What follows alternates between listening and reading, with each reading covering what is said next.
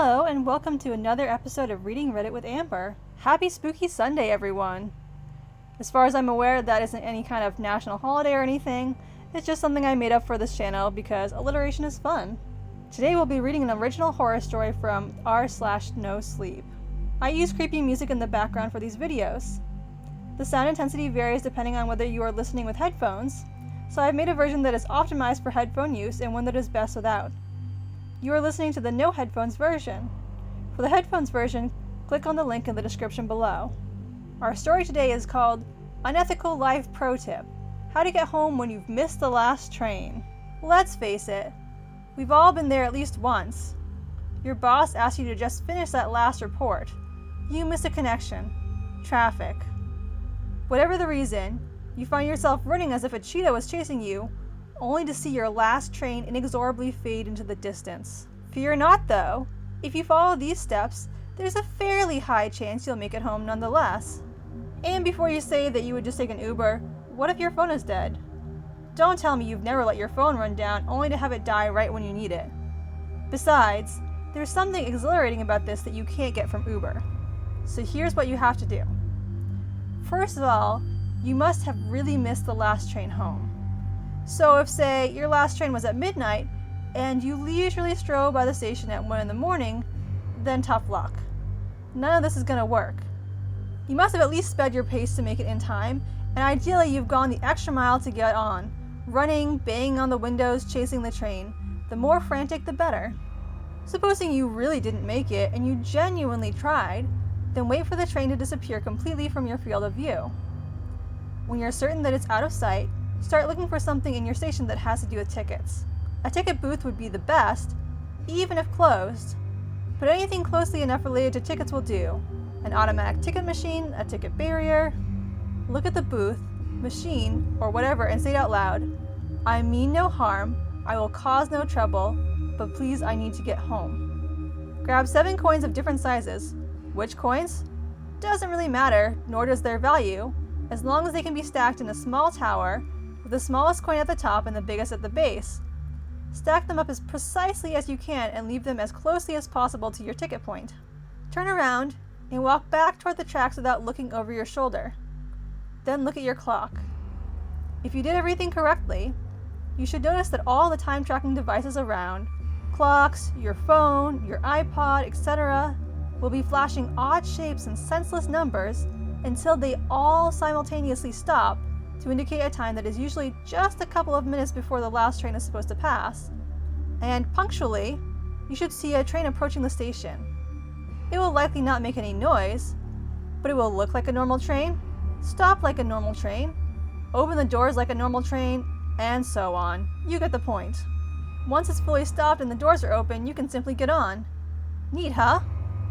Well, almost. That was the easy part. The fact that you made it on doesn't necessarily mean you will be able to get off as well. As a frequent user of the 7 coins train myself, I've come up with a few rules you should be respecting to increase your chances of getting home safe and sound. Rule 1. Remember what you stated at the ticket booth before paying your special fare? You really meant it. No matter how obnoxious, loud, or impolite the other passengers may seem, you will not engage in any drama and will not reply back. Don't worry. It's not like you'll see faceless monsters or gruesome things, but your fellow travelers will go out of their way to annoy you. They may bump into you, play loud music, and sometimes even just start downright insulting you. Do not respond, or just politely move away slightly or nod or shake your head if you absolutely must. Rule 2. Speaking of your feet, you will soon notice that, even under the glowing lights, your body casts no shadow. Rule 3. If you see a child in a green raincoat offering you an apple, shake your head to refuse it politely. The child's grin will keep getting bigger and bigger until it becomes downright creepy. Keep ignoring the child. He will eventually throw it on the floor. The apple will break and a few hundred worms will erupt from it. Aren't you thankful you didn't take it now? Rule 4. A young man in tattered clothes and blue hair will listen to loud metal music right next to you. Just ignore the music if it's not your genre. At some point, it will really sound like people talking about you, instead of normal metal lyrics. You might hear about secrets you never told anyone, about your biggest fears and greatest failures. Sometimes it will just recall fun memories and moments of your life. Do not flinch. Do not react. Pretend it's normal music and carry on. Most important of all, do not cry or laugh, no matter what. Rule 5. Do not get off at the first stop with the name of your stop.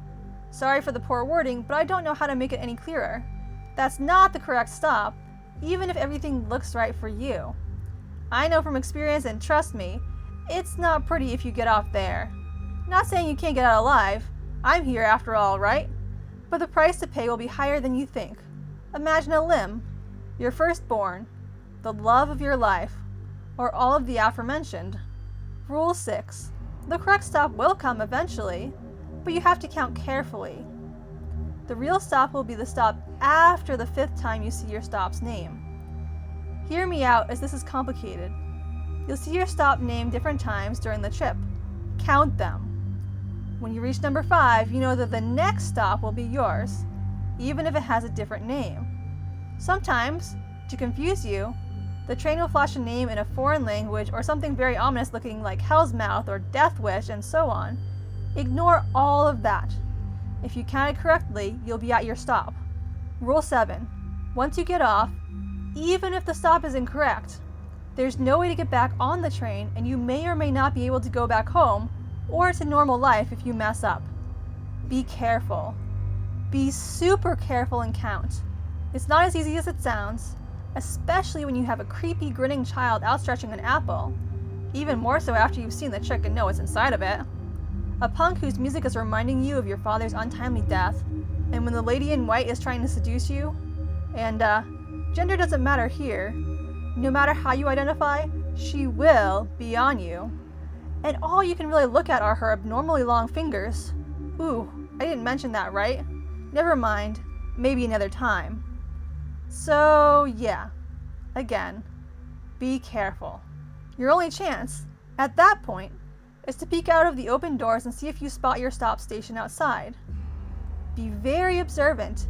It must be your station and not something similar to your station. Look for details. Rule 9. Supposing you're right and you really spot the correct station, your only chance at this point is to push your way through the crowd and literally yeet yourself out. Remember when I said you really meant no harm? This is the only exception to that rule. Push, kick, punch, do whatever it takes and get out. It will suddenly look like you have a million people in front. Arms and feet and tentacles and God knows what will try to hold you back. Don't let them. Unless you want to become a passenger of that train. Just like the kid, and the punk, and the lady in white, and the man in the bear suit.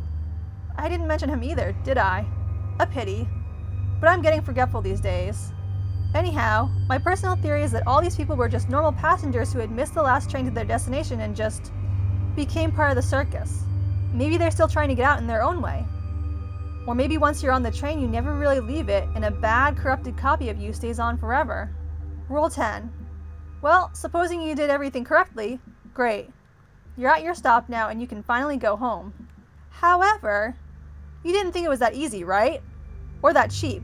I mean, only 7 coins for an extra ride home on the Purgatory Express when you thought you'd be stranded in a filthy station all night? Check yourself. Your memories, your belongings, your house. Something will be missing. It won't be anything important, hopefully, but something that you clearly remember being there simply won't be. For me, it was a salt shaker, a mole I had on my left arm, and I think I can't remember some numbers now. But I really can't tell. It's hard when the things they take from you aren't material. You sort of know you're not whole anymore, but you can't really put your finger on it. In any case, this is your unethical guide on how to get home when you've missed the last train. Maybe one day, I'll tell you about the other odd folks I met on my many times on that train, or I'll teach you how to strike a pact with a ghost to pass your university exams. See you on board! I hope you enjoyed today's video. If you did, consider giving a like or let me know in the comments. Today's story is part of a series, so if you enjoyed this one, be sure to tune in next week. We'll be learning more about the Lady in White. Thanks for watching and have a great day.